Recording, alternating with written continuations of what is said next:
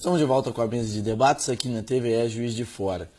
E hoje é o primeiro dia do inverno, uma época do ano em que popularmente é dito que as pessoas comem mais. Hoje aqui na mesa de debates você vai saber alguns cuidados específicos a se tomar com a alimentação nessa época do ano.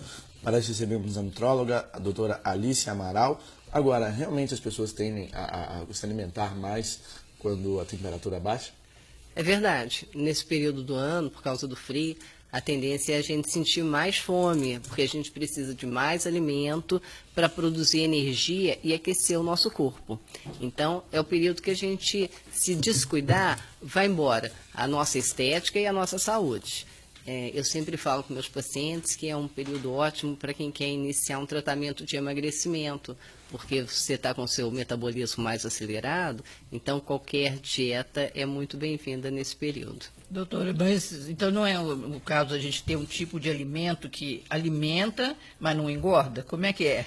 Qual que só sugere? Então é importante você saber escolher bem os Pois alimentos nesse período. Porque as pessoas, não é isopor, não. Muito pelo contrário. Uma alimentação saudável, nutritiva, geralmente ela é muito saborosa, resgatando aquelas comidinhas da vovó que eram muito mais saudáveis do que o que a gente come hoje. Hoje a gente come muito plástico, no fogão a lenha. Exatamente, trocar o micro-ondas pelo fogão a lenha. Hoje a gente come muita alimentação extremamente artificial. Por exemplo, esses sucos de caixinha, muitos deles, um suco de laranja, às vezes a laranja não passou nem perto, um suco de maçã, às vezes a maçã não sabe nem que ela deveria estar ali. Né? Então, os alimentos hoje, eles são coloridos e o sabor é dado de maneira muito artificial. Essas sopas industrializadas, esses macarrões instantâneos, eles têm uma coisa que chama glutamato monossódico, que é um realçador de sabor. É até muito gostoso e prático, né? Em 2, 3 minutos você prepara uma alimentação. Olha que coisa fantástica, não precisa ter mais trabalho. Mas esse glutamato monossódico, ele causa lesões muito sérias no sistema nervoso central. Então, o dano que a gente vai produzir não vale a pena. A vida é feita de escolhas. A gente tem que saber escolher o que é bom e o que não é bom. Às vezes, vale a pena a gente investir, arregaçar as mangas e preparar o próprio alimento, investir um pouquinho do nosso tempo nessa saúde. Então, nesse período, a gente não vai chutar o pau da barraca e achar porque está frio pode comer qualquer coisa. E é muito perigoso, porque a tendência nessa época é a gente se cobrir mais, né? Coloca roupas mais largas, coloca casaco e tudo. E quando chega o verão, que você vai colocar um biquíni, vai para a praia ou vai para a piscina, aí você vê o estrago que você fez com o descontrole alimentar desse período. E o que seria aconselhável como cardápio para esse momento aqui, para os nossos espectadores? O que seria essa comida da vovó que a doutora está falando que a gente tem que fazer e que não engorde? Porque quando chega o verão, a gente entra na salada e está tudo bem, né? Agora virou o caldo. O caldo como é que fica? 3 litros de caldo por dia. O que seria o caldo? O que seria a salada? Você pode colocar no caldo, né? Você não precisa encher o caldo com queijos, com leite. Você pode pegar um legume, uma verdura, fazer caldos com isso. Em vez de usar o tempero industrializado, fazer aquele tempero de alho e óleo, usar um gengibre que é termogênico, usar um manjericão. Isso tudo é muito saudável, muito agradável. Aquele nosso velho amigo ovo, que já foi combatido em outras décadas, vão abusar do ovo, que ele também é um alimento altamente nutritivo. O macarrão, como eu falei, né, eu não gosto muito do glúten, porque a gente sabe que o glúten ele vai inflamar o intestino, causando uma série de patologias. Mas hoje a gente tem no mercado várias opções de macarrão sem glúten e legumes de modo geral. Olha, uma sopinha de inhame. Inhame estava na moda na época do calor, né? Porque o inhame ele tem vitamina B12 que ajuda a combater o Aedes aegypti, Zika, enfim. Então, por causa você acaba exalando um cheiro e o mosquito não chega perto. Uma sopinha de inhame é muito interessante. Uma sopa de batata baroa. Eu falo que tem coisas que o cheiro é melhor do que o gosto, né?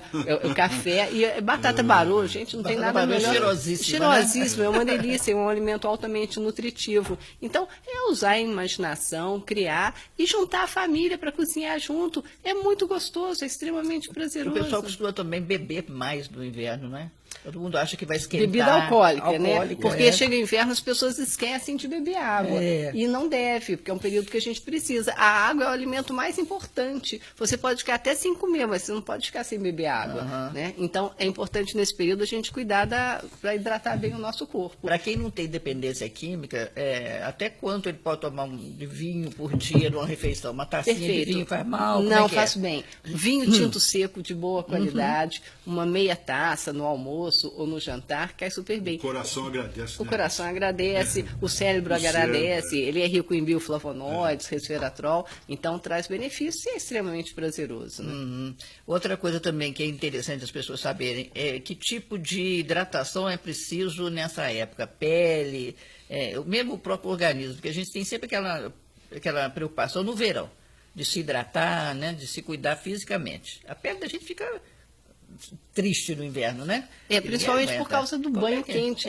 A tendência é a gente tomar um banho quente e essa água quente, ela tira a nossa oleosidade, essa proteção natural da pele. Então, na medida do possível, tomar um banho o mais frio, né, que você conseguir. Às vezes é meio difícil, porque você acorda de manhã cedo com sensação térmica de 2 graus, vai tomar banho frio e ninguém dá conta.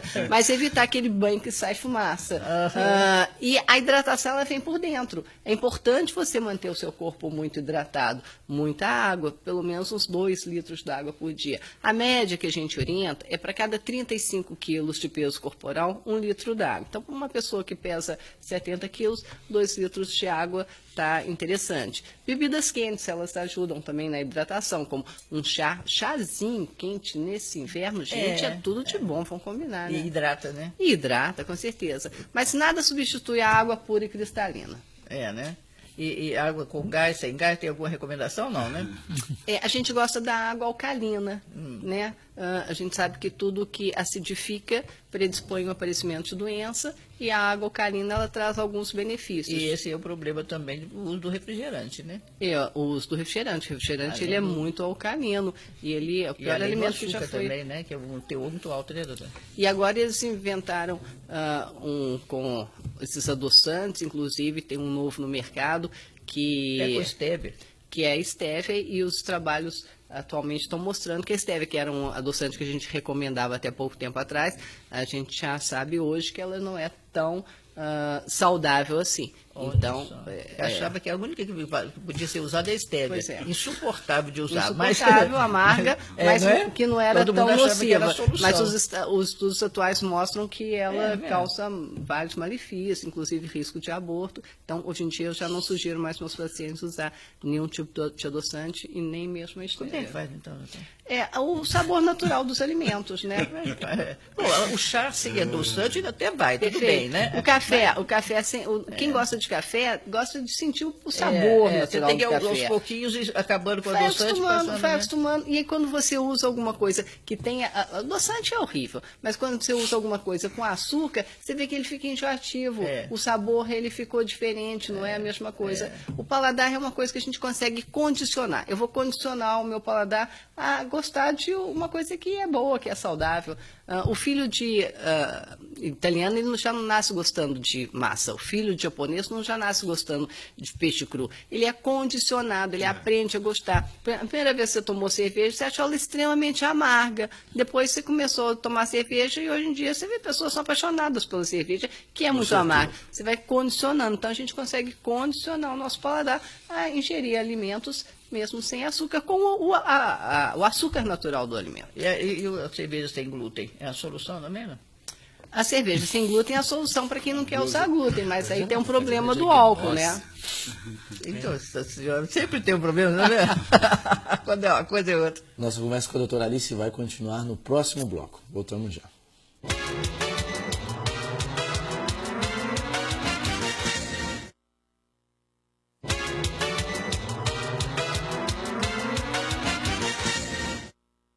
Estamos de volta com a mesa de debates aqui na TVE Juiz de Fora, começando com a nutróloga a doutora Alice Amaral.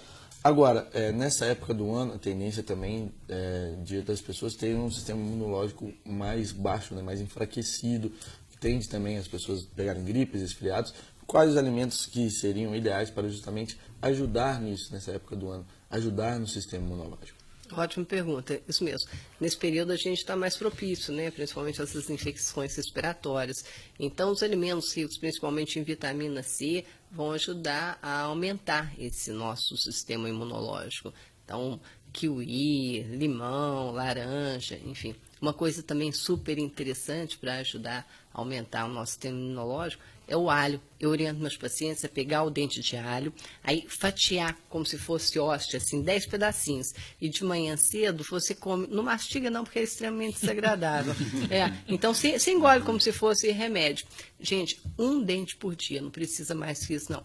Eu tenho um paciente que ele come 6 por dia. E aí ele começa já a transpirar com aquele cheiro de alho. Eu já ia te falar isso. Que a esposa não dá conta, ninguém aguenta chegar perto. Né? Então, um dente por dia é suficiente. Não chega a alterar o humor da pessoa? Não chega a alterar. Não. Alho nunca vi um negócio mais forte. Um dente por dia é suficiente. Você não fica transpirando com cheiro de alho e nem com aquele hálito agradável. Isso melhora a imunidade? E muito. E melhora, não é? Fica protegido dos vampiros também, né? Doutora, para a terceira idade, uma discussão que tem assim, não se deve comer frango, tem que comer carne vermelha. Como é que fica isso no inverno? Na verdade, essa questão assim, não deve comer isso, não deve comer aquilo, hoje em dia é muito questionável, né? Por exemplo, o frango que a gente usa, de modo geral, é esse frango criado em granja. Esse frango criado em granja, ele tem um tempo certo para o abate, que se ele passar um dia, o produtor ele já começa a ter prejuízo. Dizem que esse frango, se você soltar, ele não consegue correr 30 metros. E se você soltar ele assim, numa altura de 30 centímetros, ele fratura a pata. Então, o poder nutricional desse frango não é lá essas coisas. O nosso gado também, a ração dele é cheia de pesticida, agrotóxico, antibiótico, não pode ter isso, enfim, tem hormônio para ele atingir um peso. Então, essa carne também não é de melhor qualidade.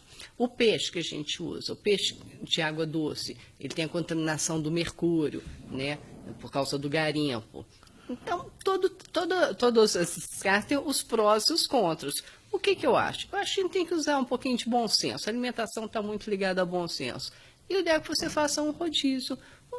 Um dia você come carne vermelha, um dia você come a carne de porco que você gosta, outro dia você come o peixe, outro dia um peixe, de preferência um peixe de água salgada, né? Sardinha, eu sempre falo da sardinha. Sardinha é um alimento que ele não se contamina. Não. Ele é muito rico em ômega 3, é altamente nutritivo e é barato. Mas sempre que a gente fala da sardinha, é a sardinha fresca, né? A sardinha em lata já não é tão saudável assim. Doutora, diz que você é o que você come, é verdade? Não. Hoje em dia a gente fala que o que você come determina o que você é. Tá. Então, a gente tem que Significa que o que você tem de doença hoje... Você vem errando. É o que você escolheu na sua ter. dieta. É o que você escolheu ter. Mas isso vem desde a infância. Isso já vem desde o útero materno. Então, eu adoro quando chega grávida lá no consultório, para eu poder acompanhar durante a gravidez e depois acompanhar todo o crescimento. As chances dessa pessoa ser um adulto saudável vão ser muito maiores. Mas você faz nutrição infantil também? Eu já faço desde quando a mulher ela quer engravidar. O ideal é eu tratar o pai e a mãe antes de engravidar. E aí depois eu acompanho durante a gravidez e faço nutrição infantil também.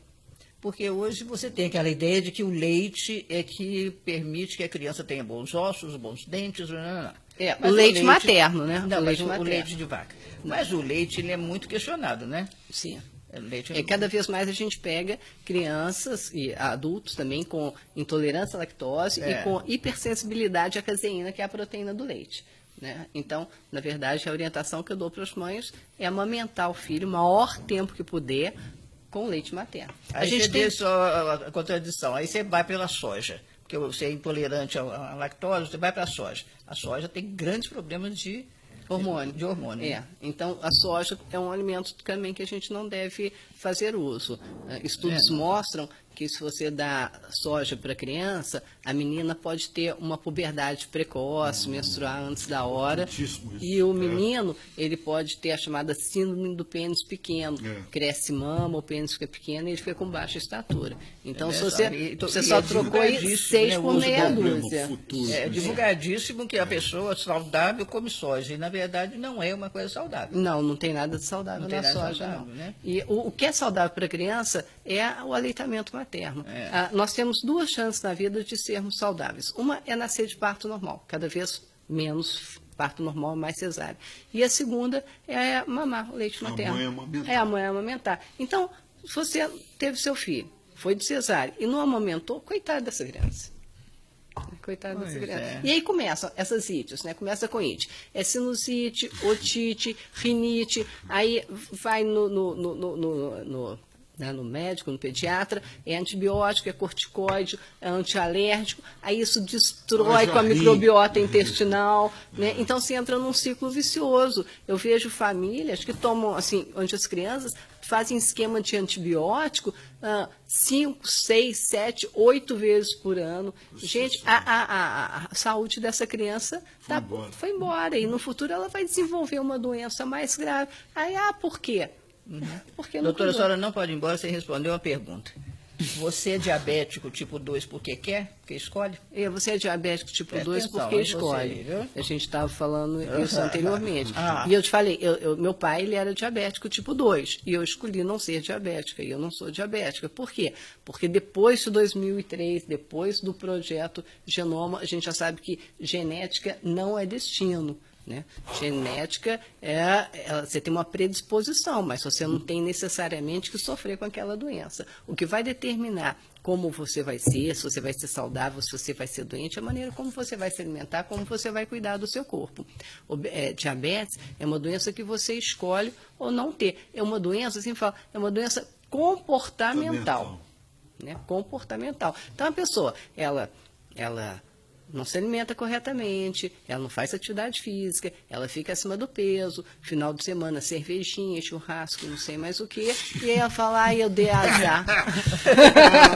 Aí eu dei azar, sabe? A minha genética é péssima, e tudo é culpa da genética, coitada da genética, mas a minha genética é péssima, então assim, Deus não gosta de mim. Fulano, olha lá, fulano não é diabético, não sei o quê, vai ver o que fulano faz, né? Fulano se cuida. Entendeu? Tanto é que o diabetes tipo 2 ele não aparece logo cedo, né? Ele aparece com o tempo, né? Sim, ela é genético, né? Diferente ao diabetes tipo 1, que acontece na infância, enfim. O diabetes tipo 2, ele seria uma doença de adulto, mas você sabe que hoje em dia, por causa desses hábitos de vida, principalmente por causa dos hábitos alimentares, a gente já tem diagnosticado muitas crianças com diabetes tipo 2. Então, o diabetes que deveria se manifestar, teoricamente, após os 40 anos de idade, você pega crianças e adolescentes com diabetes tipo 2. Isso é o quê? É comportamental, é o mundo que a gente vive. Você quer que a sua alimentação venha dentro da caixinha, da latinha, da embalagem de alumínio, e aí o congelado que você põe no freezer, retira e coloca no micro-ondas, e depois você não sabe por que ficou diabetes. Falar nisso, o micro-ondas prejudica realmente a qualidade do alimento? Detona. Eu sempre falo, gente, você tem um micro-ondas, não é para qualquer um que você pode dar, não. Você tem que escolher a dedo aquele inimigo que você odeia e dá, porque é maldade. Ali, assim, se o alimento que chegou na mesa, e hoje em dia já está difícil ter um alimento nutritivo, por causa das técnicas de plantio, o solo está exaurido, aí conservação, agrotóxico, pesticida, cozimento, e aí está mais ou menos, né, quase nada ali dentro. Você pega, coloca no micro-ondas, detonou. Aí já não tinha quase nada e não tem nada. Mas agora tem uma panela para também fazer as coisas sem que gordura. É igualzinha. É igualzinha. Olha, tá vendo? Você que falou o nome. Mas é a mesma coisa? Exatamente. O princípio é o mesmo, né? Mais ou menos, tá? Então, também não é aí faz saudável, a batata frita sem óleo, mas não adianta nada. Se você quiser fazer fritura, usa o óleo de coco, que não vai ser tão nocivo. Ou então, a maioria das coisas que você faz frita, se você colocar no forno e assar, fica tão saboroso quanto. No forno a gás.